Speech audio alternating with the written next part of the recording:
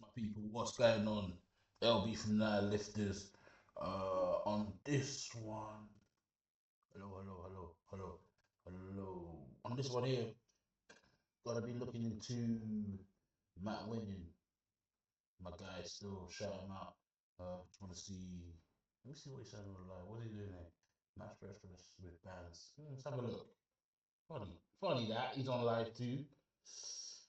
Getting getting more for my money. You get me? But I want to react to one of his videos. I feel like I need to react to one of his videos because I always do what he does. So yeah, how many have been used bands a bunch? Yeah, used bands this week. Right, let's see. That's loading. Okay, what's going on here? Okay, turn up the sound. Respect it. What's this? Enhance. What's this picture right there? Yeah, this is double looped. Oh, he's doing back pins. Oh shit! I've never did that before. Okay, let me give that a go. I've never did back pins. Shit, that's some serious shit right there. Alright, anyways, um, yeah, just want to react to one of these videos. So yeah, just see what we can do. Let's see, bench press, warm up, training fitness, Scott variation.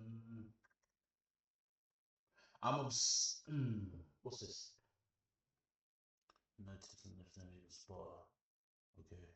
Uh, legs back, lower back pain, sumo deadlift, rip leg, big calf, leg day. And I want to go to outside the gym, finding the right coach. Okay, I've never seen this section. Okay,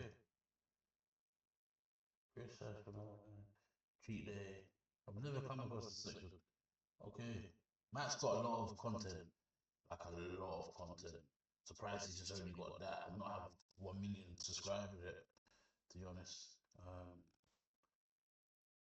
just want to see what I can find.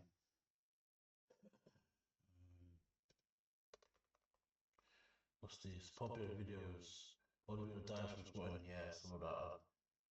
Free ways to train. Not winning warm ups. Go from there. Okay, belt squats. Um, Matt on other channels. What channel is this? Oh, I saw that one. Okay, motorcycle in the gym. Build a video bench. Right, okay. We need to find a video and something quick. Playlist. Let's go to playlist. I think I want to react to a back video because I am obsessed with getting a big back. I don't know where his back videos are. Uh, click on his shirt. Back. Lower back. Leave lower back on. Massage. Lower back. Exercise for extreme strength. Okay, let's see what it says. I'm a big Matt Winner fan. Every day I do his warm ups with the bands, 3 sets of 20 pull downs and all that good stuff. So yeah, I'm a big fan of him, and I appreciate his work. But this can be like. So in the last video, we went over some basic exercises you can do to relieve lower back pain. Now, as you get more extreme into lifting, or whatever the case may be with sports, those exercises, those basic ones are gonna help, but they're not gonna alleviate the issue. What I find is that you're gonna have the right equipment and you're gonna have to go more extreme to fix extreme back problems.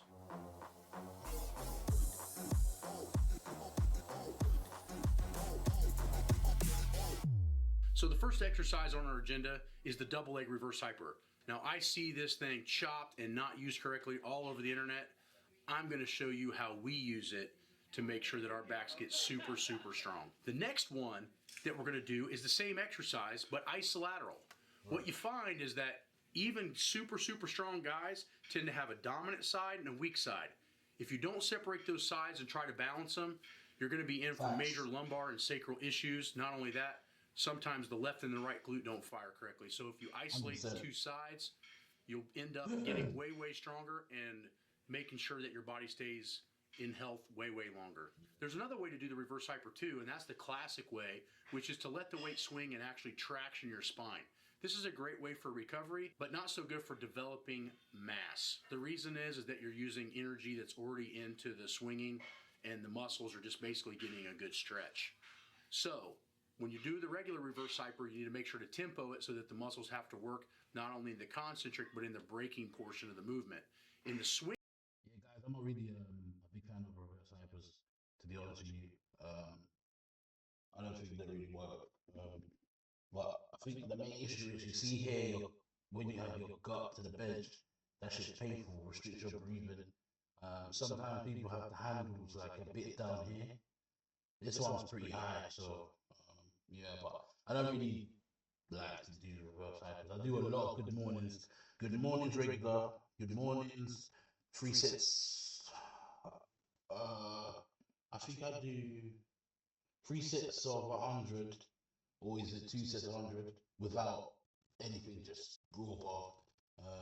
Power, good mornings pin press, good morning with bands. I do RDLs, and I do, what I've been doing recently is back extension deadlifts. I'm adding that in. I ain't seen the progress yet, but I'm yet to find out. Swinging style that you're going to see here, this style is meant for basically all spinal traction. There's not a ton of muscle work. And another thing I do as well, I do marching. If you know what I mean, it's like a belt squat. Belt squat marches. YouTube that and you'll see what it is. That decompresses you as well. So I normally do some of that. I ain't done them in a while, but I'll do them tomorrow. Once the weight is actually starting to move. The next exercise that we have is the standing good morning machine.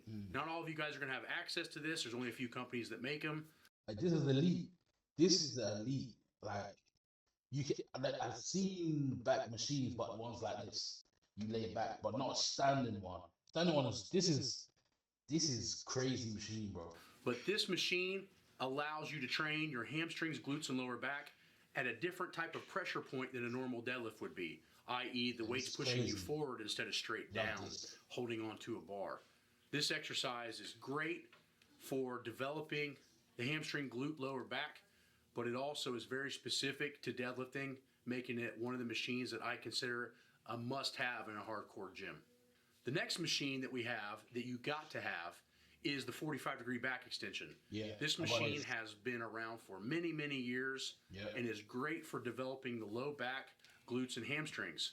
But the reason that we're showing you all these exercises today is because these are the muscles that have to be super, super strong, not only in order to lift massive weights, but in order to stay in the game for as long as you want. So an advanced way to do a suitcase carry is to use something like the band bell bar with hanging kettlebells. This is going to provide a little bit of oscillation and bouncing, which is going to make the abdominal tissue have to work harder to sustain. Okay. Never knew this is a string. At least suitcase has a string, but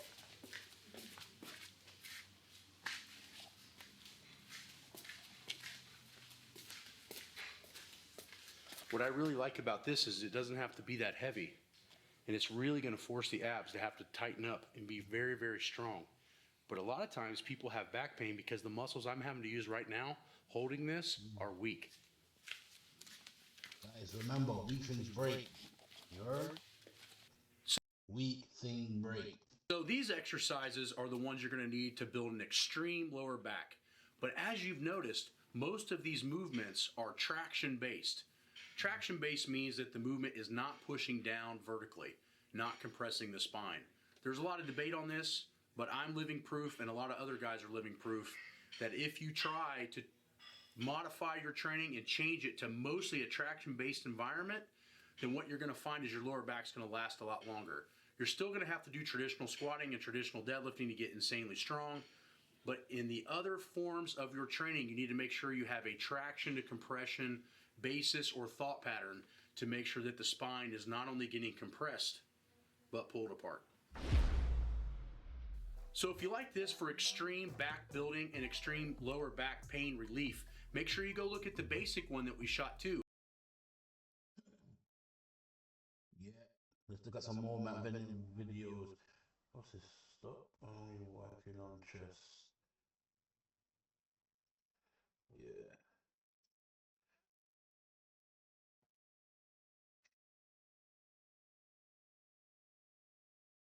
Here, how long are we streaming for? 10 minutes, not bad.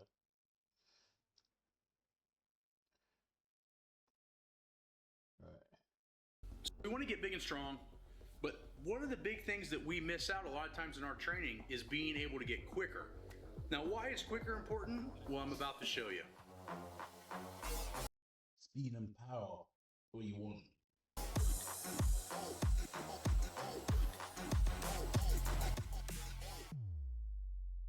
Why is speed work so important if all we're worried about is maximal strength?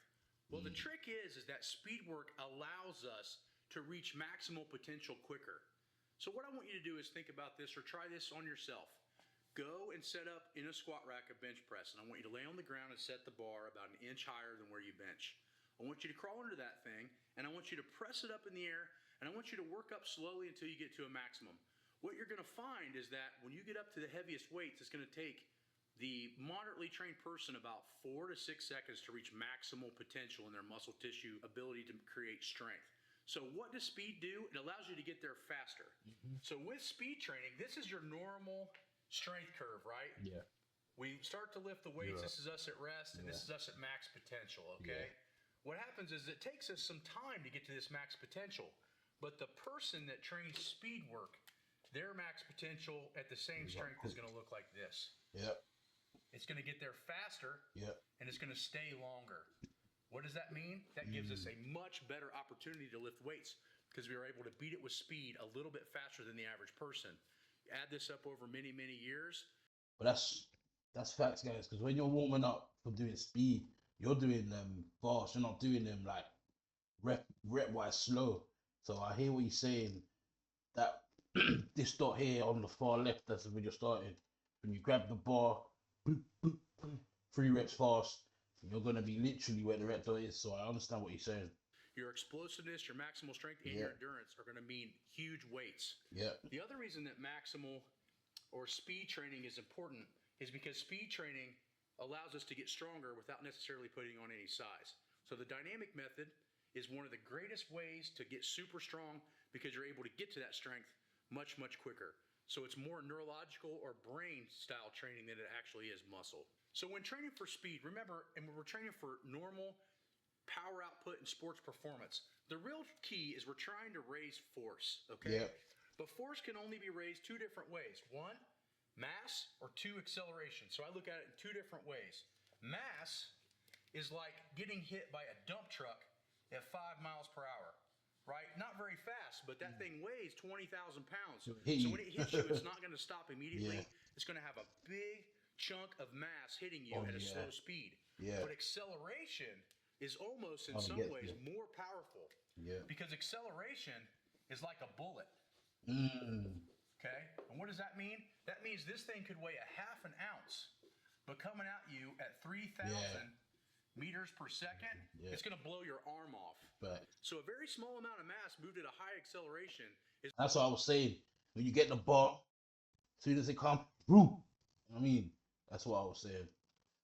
It's almost more powerful than a high mass thing moving very, very slow. And this is why speed training is so important. It teaches you to be ultra explosive. No matter what you touch, you try to move it at max velocity, and you reach that maximum power point faster because you're more coordinated to do so because you train it. So we're talking all about this speed training, right? But what is speed? Well, speed in a scientific equation, and in my point, is 0.7 meters per second to 1.0. Well, that's great, but what is that? Well, we're going to show you. So on this video, you're going to see us move stuff at 1.0 meters per second or faster.